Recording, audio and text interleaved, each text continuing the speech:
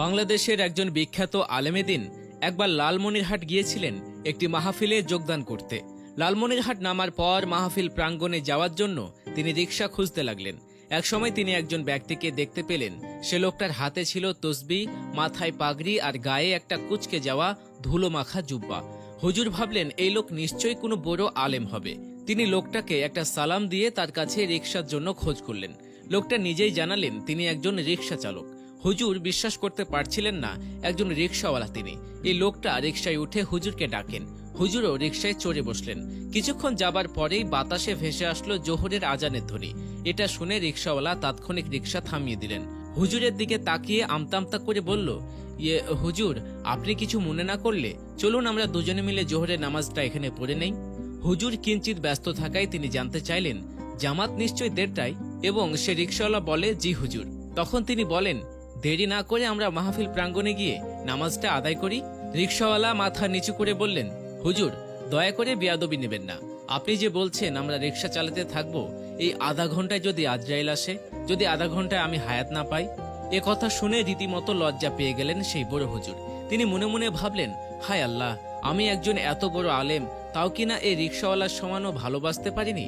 তার নিজের প্রতি নিজেরই ধিক্কার আসছিল সেই হুজুরের। তাও ব্যস্ততার কারণে হুজুর সে রিকশাওয়ালাকে বলল, আমার জন্য সামনে কিছু মানুষ অপেক্ষা করছে, আমরা বরং পরের মসজিদে নামাজটা পড়ি। এরপর আর কথা বাড়ালো না সে রিকশাওয়ালা। আপন গতিতে রিকশা চালাতে শুরু করলেন। কিছুদূর যাওয়ার পরই হুজুর ভালোমতো খেয়াল করে দেখল সে বারবার তার চোখ দুটো মুছছিল। চোখ দুটো লাল হয়ে গিয়েছিল। সে রিকশাওয়ালার এই অবস্থা দেখে সে জানতে চাইলেন তার কি হয়েছে। রিকশাওয়ালা ইতস্তত বোধ করে বলল, আসলে কি হুজুর, একবার আজানের শব্দ শুনে ফেললে নিজেকে ধরে রাখতে পারি না। যতক্ষণ পর্যন্ত মসজিদ না যায় আত্মায় শান্তি আসে না। এই কথা শুনে হুজুরের চোখও অশ্রুসিক্ত হয়ে গেল। আর এক মুহূর্ত দেরি না করে তিনি তৎক্ষণাৎ সে রিকশাওয়ালার সাথে মসজিদে প্রবেশ করলেন এবং একই সাথে সালাত আদায় করলেন। বড় হুজুর বললেন, আপনার কাছ থেকে আমার অনেক কিছু শেখার আছে। মাহফিলে গিয়ে মানুষকে জ্ঞান বিতরণ করার পূর্বেই নিজে আপনার কাছ থেকে অনেক কিছু শিখতে চাই। লোকটি লজ্জামাখা স্বরে বলল, এসব কথা বলে আপনি আমাকে লজ্জা দেবেন না। আচ্ছা হুজুর, আপনি কখনো রাসূল সাল্লাল্লাহু আলাইহি ওয়াসাল্লামকে দেখেছেন? হুজুর প্রশ্ন শুনে থতমত খেয়ে গেলেন।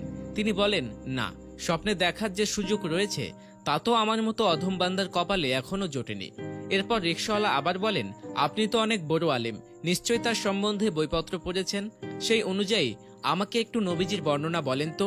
এরপর হুজুর তাকে তিরমিজি অনুযায়ী নবীজি দেখতে কেমন ছিলেন, নবীর রূপের বর্ণনা দিতে লাগলেন। হুজুরের কথা শেষ হবার আগে রিকশাওয়ালা একটা চিৎকার দিয়ে বললেন, হুজুর থামুন, আর বলবেন না। আপনি ঠিক যেভাবে বললেন সেভাবে আল্লাহ আমাকে বেশ কয়েকবার স্বপ্ন দেখিয়েছেন।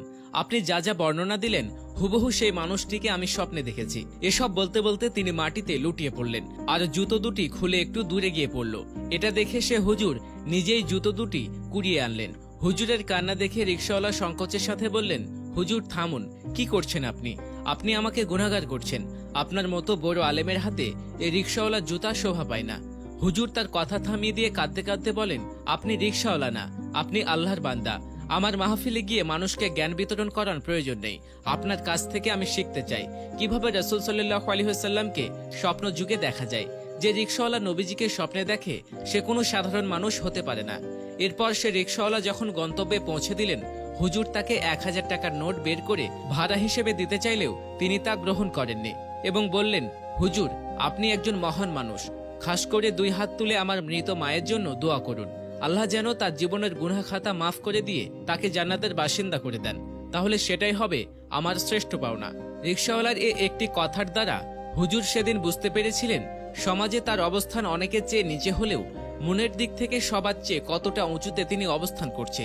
রিকশাওয়ালা, ঠেলাওয়ালা, চাকর, শিক্ষক, সচিব কিংবা মন্ত্রী, আল্লাহর দরবারে সবাই এক।